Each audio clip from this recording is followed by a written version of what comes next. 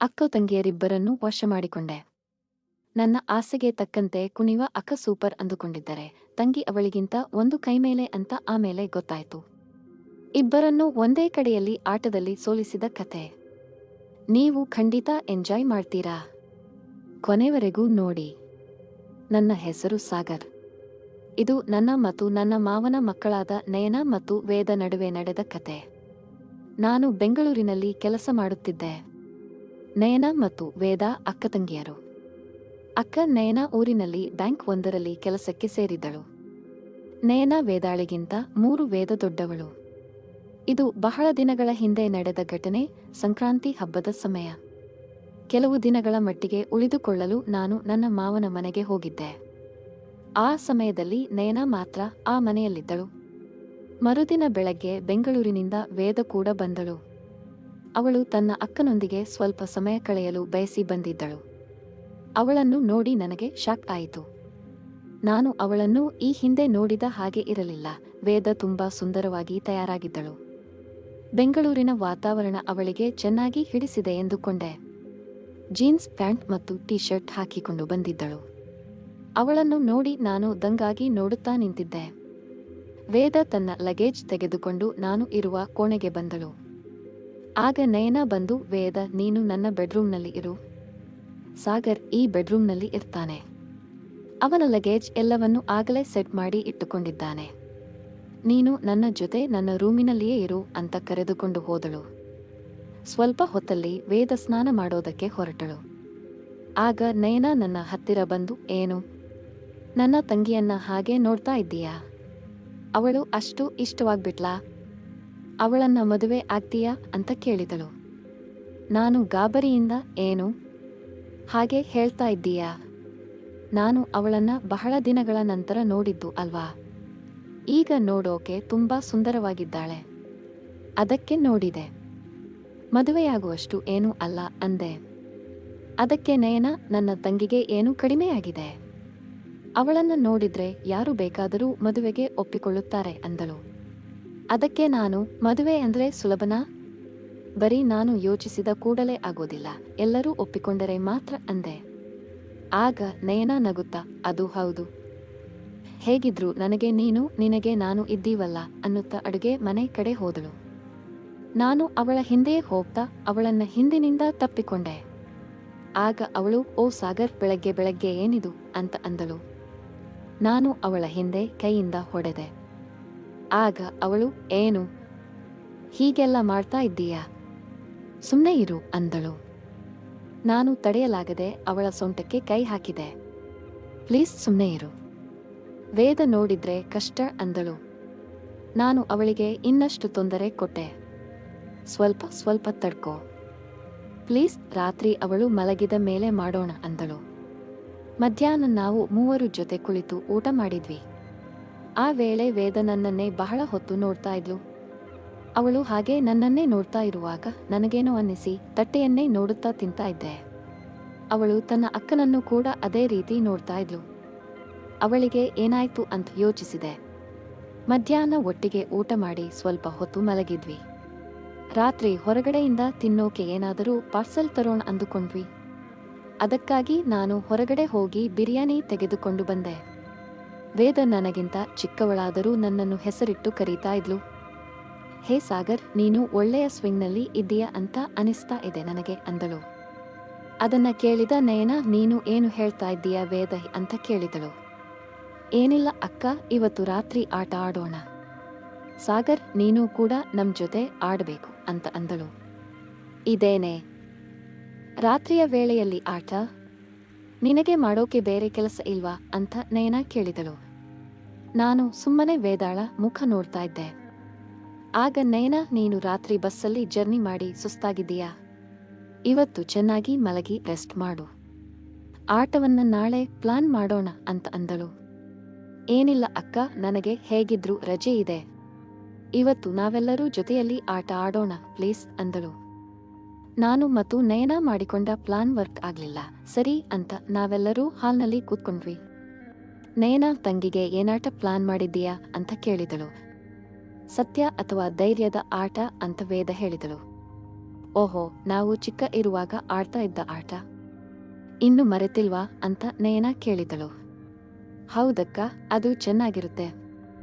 ನಾವು ಒಬ್ಬರನ್ನ ಇನ್ನೊಬ್ಬರು ಅರ್ಥ ಮಾಡಿಕೊಳ್ಳೋಕೆ ಅಂತ ವೇದ ಉತ್ತರಿಸಿದಳು. ಆದರೆ ಆಟದ ನಿಯಮ ಗೊತ್ತಲ್ವಾ? ನಮ್ಮ ಸರದಿ ಬಂದಾಗ ನಾವು ಆಟವನ್ನು ಅಲ್ಲಿಗೆ ಬಿಡಬಾರದು. ನಾನು ಹೇಳೋದಿಲ್ಲ ಅಥವಾ ಮಾಡೋದಿಲ್ಲ ಅಂತ ನೆಪ ಹೇಳಿ ತಪ್ಪಿಸಿಕೊಳ್ಳಬಾರದು. ಓಕೆನಾ ಅಂತ ಅಂದಳು. ನಾವಿಬ್ಬರು ಸರಿ ಅಂದ್ವಿ. ವೇದ ಮೊಬೈಲ್ ಅನ್ನ ನೆಲದ ಮೇಲೆ ತಿರುಗಿಸಿದಳು. ಅದು ನಿಂತಾಗ ನನ್ನ ಕಡೆ ಮುಖ ಮಾಡಿ ನಿಂತಿತ್ತು. ವೇದ ನನ್ನನ್ನ ಕೇಳಿದಳು, ಸತ್ಯ ಅಥವಾ ಧೈರ್ಯ? ಯಾವುದನ್ನ ಆಯ್ಕೆ ಮಾಡ್ತೀಯಾ? ನಾನು ಸತ್ಯವನ್ನ ಆಯ್ಕೆ ಮಾಡಿದೆ. ವೇದ ನನಗೆ ಪ್ರಶ್ನೆ ಕೇಳಿದಳು, ನಿಮಗೆ ಯಾವುದಾದರೂ ಹುಡುಗಿ ಜೊತೆ ಅಫೇರ್ ಇದೆಯಾ? ಯಾವತ್ತಾದರೂ ಅವಳ ಜೊತೆ ಏನಾದರೂ ಮಾಡಿದ್ದೀರಾ ಅಂತ ಕೇಳಿದಳು. ಏನಮ್ಮ ಇಷ್ಟು ನೇರವಾಗಿ ಕೇಳ್ತಾ ಇದ್ದೀಯಾ ಅಂತ ಅಂದೆ. ಆಗ ನಯನ ಏನೇ ಈ ತರ ಪ್ರಶ್ನೆ ಕೇಳಿದ್ರೆ ಕಷ್ಟ ಆಗಲ್ವಾ ಅಂತ ಅಂದಳು. ಆಟ ಅಂದ್ಮೇಲೆ ಹೇಳಲೇಬೇಕು ಅಂತ ವೇದ ಒತ್ತಾಯ ಮಾಡ್ತಾ ಇದ್ಲು. ಆಗ ನಾನು, ಹೌದು, ನನಗೆ ಒಬ್ಬಳು ಪ್ರೇಮಿ ಇದ್ದಾಳೆ. ಅವಳ ಜೊತೆ ಎಲ್ಲ ಆಗೋಗಿದೆ. ಆದ್ರೆ ಅವಳ ಹೆಸರನ್ನ ಹೇಳಲ್ಲ ಅಂದೆ. ಈಗ ಮತ್ತೆ ಮೊಬೈಲ್ ತಿರುಗಿಸಿದ್ವಿ. ಈಗ ಅದು ವೇದಾಳ ಕಡೆ ಮುಖ ಮಾಡಿ ನಿಂತಿತ್ತು. ಅವಳು ಕೂಡ ಸತ್ಯವನ್ನೇ ಆಯ್ಕೆ ಮಾಡಿಕೊಂಡಳು. ನಾನು ವೇದಗೆ ಅದೇ ಪ್ರಶ್ನೆಯನ್ನ ಕೇಳ್ದೆ, ನಿನಗೆ ಯಾರಾದ್ರೂ ಬಾಯ್ ಫ್ರೆಂಡ್ಸ್ ಇದ್ದಾರಾ? ನೀನು ಅವರ ಜೊತೆ ಏನಾದರೂ ಮಾಡಿದೀಯಾ? ಆಗ ವೇದ, ಹೌದು, ನನಗೂ ಒಬ್ಬ ಪ್ರೇಮಿ ಇದ್ದ, ಆದರೆ ಅವನು ಈಗ ನನ್ನ ಜೊತೆ ಇಲ್ಲ, ಅವನ ಜೊತೆ ಎಲ್ಲಾನು ಮುಗಿಸಿದ್ದೆ ಅಂತ ಅಂದಳು. ಆಗ ನಯನ, ಯಾವಾಗ ಆಯ್ತು ಇದೆಲ್ಲ? ನಂಗೆ ನೀನು ಹೇಳಲೇ ಇಲ್ಲ ಅಂತ ತಂಗಿಯನ್ನ ಕೇಳಿದಳು. ನೀನು ಮಾತ್ರ ನನಗೆ ಎಲ್ಲ ಹೇಳ್ತಾ ಇದ್ದೀಯಾ ಅಂತ ವೇದ ಮತ್ತೆ ಅಕ್ಕನಿಗೆ ಪ್ರಶ್ನೆ ಮಾಡಿದಳು. ಸರಿ, ಆಟ ಇನ್ನು ಮುಂದೆ ಇದೆ ಅಂತ ನಯನ ಮತ್ತೆ ಮೊಬೈಲ್ ತಿರುಗಿಸಿದಳು. ಮತ್ತೆ ನಿಲ್ಲಿಸಿದಳು. ನಾನು ಮತ್ತೆ ಸತ್ಯವನ್ನೇ ಆರಿಸಿದೆ. ವೇದ ಮತ್ತೆ ನನಗೆ ಪ್ರಶ್ನೆ ಮಾಡಿದಳು, ನೀವು ಯಾರ್ ಜೊತೆ ರೊಮ್ಯಾನ್ಸ್ ಮಾಡಿದ್ದೀರಿ ಅಂತ ಮತ್ತೆ ಕೇಳಿದಳು. ಅದರ ಬಗ್ಗೆ ಯಾಕಪ್ಪ ನಿನಗೆ ಅಷ್ಟು ಕುತೂಹಲ? ನಾನು ಮಾಡಿದ್ದು ಹೌದು, ಆದರೆ ಯಾರ ಜೊತೆ ಅಂತ ಮಾತ್ರ ಹೇಳಲ್ಲ ಅಂದೆ. ಅದು ನನಗೆ ಗೊತ್ತಿದೆ ಅಂತ ಅಂದಳು. ವೇದ, ನಿನಗೆ ಹೇಗೆ ಗೊತ್ತು ಅಂತ ಕೇಳ್ದೆ. ಅದೆಲ್ಲ ನಿಮಗೆ ಯಾಕೆ? ಈಗ ಸುಮ್ನೆ ಆಟ ಆಡಿ ಅಂತ ಮತ್ತೆ ಮೊಬೈಲ್ ತಿರುಗಿಸಿದಳು. ಮತ್ತೆ ಅದು ನನ್ನ ಕಡೆಗೆ ಮುಖ ಮಾಡಿ ನಿಂತ್ಕೊಂಡಿತು. ಅಯ್ಯೋ, ಇದು ಯಾಕೆ ಯಾವಾಗ್ಲೂ ನನ್ನ ಕಡೆನೇ ಬರ್ತಾ ಇದೆ ಅಂತ ಕೇಳ್ದೆ. ನನಗೇನು ಗೊತ್ತು? ನೀವು ಹೇಳಿ, ಸತ್ಯನಾ ಅಥವಾ ಧೈರ್ಯನಾ ಅಂತ ಕೇಳಿದಳು. ನಾನು ಈ ಬಾರಿ ಧೈರ್ಯವನ್ನು ಆರಿಸಿಕೊಂಡೆ. ಆಗ ವೇದ, ಹಾಗಾದ್ರೆ ನಯನಾಳನ್ನ ತಕ್ಕೋ ಅಂತ ಹೇಳಿದಳು. ಮತ್ತೆ ಮೊಬೈಲ್ ತಿರುಗಿಸಿದಾಗ ಅದು ನನ್ನ ಕಡೆಗೆ ಮುಖ ಮಾಡಿ ನಿಂತಿತ್ತು. ಅಯ್ಯೋ, ಇದು ಯಾಕೆ ಯಾವಾಗ್ಲೂ ನನ್ನ ಕಡೆನೇ ಬರ್ತಾ ಇದೆ ಅಂತ ಕೇಳ್ದೆ. ನನಗೇನು ಗೊತ್ತು? ನೀವು ಹೇಳಿ, ಸತ್ಯನಾ ಅಥವಾ ಧೈರ್ಯನಾ ಅಂತ ಕೇಳಿದಳು. ನಾನು ಈ ಬಾರಿ ಧೈರ್ಯವನ್ನ ಆರಿಸಿಕೊಂಡೆ. ಆಗ ವೇದ, ಹಾಗಾದ್ರೆ ನಯನಾಳನ್ನ ತಕ್ಕೋ ಅಂತ ಹೇಳಿದಳು. ಓ, ನೀನು ಸ್ನಾನಕ್ಕೆ ಹೋಗಿದ್ದೀಯಾ ಅಲ್ವಾ ಅಂತ ನಯನ ಕೇಳಿದಳು. ಹೌದು, ಆದರೆ ಶಾಂಪೂ ಬೇಕು ಅಂತ ಹೊರಗಡೆ ಬಂದಿದ್ದೆ. ಆಗ ನಿಮ್ಮ ರಸಿಕತೆಯನ್ನು ಕಣ್ಣಾರೆ ನೋಡಿದ್ದೆ. ಅದಕ್ಕಾಗಿ ಈಗ ಈ ಕೆಲಸ ಮಾಡೋದಕ್ಕೆ ಹೇಳ್ದೆ ಅಂದಳು. ಆಗ ನಯನ ನಾವಿಬ್ಬರು ಹೇಗೆ ಕ್ಲೋಸ್ ಆದ್ವಿ ಅನ್ನೋದನ್ನ ವಿವರಿಸಿ ಹೇಳಿದಳು. ಪರವಾಗಿಲ್ಲ, ನನಗೆ ಅರ್ಥ ಆಗುತ್ತೆ ಅಂದಳು ವೇದ. ಆದರೆ ಈಗ ಆಟದ ನಿಯಮದಂತೆ ಸಾಗರ್ ನಯನಾಳನ್ನ ತಪ್ಪಿಕೊಳ್ಳಬೇಕು ಅಂತ ಹೇಳಿದಳು. ಸರಿ ಅಂತ ನಾನು ನಯನಾಳನ್ನ ಅಪ್ಪಿಕೊಳ್ಳೋದಕ್ಕೆ ಆರಂಭಿಸಿದೆ. ಹಾಗೆ ಅವಳನ್ನ ತಪ್ಪಿಕೊಂಡೆ ಇದ್ದೆ. ಈಗ ನಯನ ಕೂಡ ನನ್ನನ್ನ ಇನ್ನಷ್ಟು ಬಿಗಿಯಾಗಿ ತಪ್ಪಿಕೊಂಡಳು. ಆಗ ವೇದ ತನ್ನ ಬಾಯ್ ಫ್ರೆಂಡ್ ಬಗ್ಗೆ ಹೇಳಿದಳು. ಎಲ್ಲವನ್ನೂ ಮುಗಿಸಿದ ಮೇಲೆ ಅವನು ಕೈಕೊಟ್ಟು ಹೋದದ್ದನ್ನ ವಿವರಿಸಿದಳು. ಅವಳ ಕಥೆಯನ್ನು ಕೇಳಿ ನಾವಿಬ್ಬರು ಬೇಸರಪಟ್ವಿ. ಆಗ ವೇದ ಮತ್ತೆ ನಮಗೆ ತಪ್ಪಿಕೊಳ್ಳುವುದಕ್ಕೆ ಹೇಳ್ತಾ ಎಲ್ಲವನ್ನು ಮುಂದುವರಿಸಿ. ನಾನು ನೋಡಬೇಕು ಅಂದಳು. ಇದೇನು ಹುಚ್ಚು ಆಸೆ ವೇದ ಅಂತ ನಯನ ತಂಗಿಯನ್ನ ಕೇಳಿದಳು. ಪ್ಲೀಸ್, ನನಗೆ ಇದೊಂದು ಆಸೆ ಇದೆ, ನೀವು ಮುಂದುವರಿಸಿ ಅಂತ ಅಂದಳು. ನಾನು ಮತ್ತು ಸ್ವಲ್ಪ ಶುರು ಮಾಡಿದ್ವಿ. ವೇದ ಹಾಗೆ ನೋಡ್ತಾನೆ ಕೂತ್ಕೊಂಡಿದ್ಲು. ಈಗ ನಾನು ಸಾಗರ್ನ ಜೊತೆ ರೊಮ್ಯಾನ್ಸ್ ಮಾಡ್ತೀನಿ ಪ್ಲೀಸ್ ಅಂತ ಅಂದಳು ವೇದ.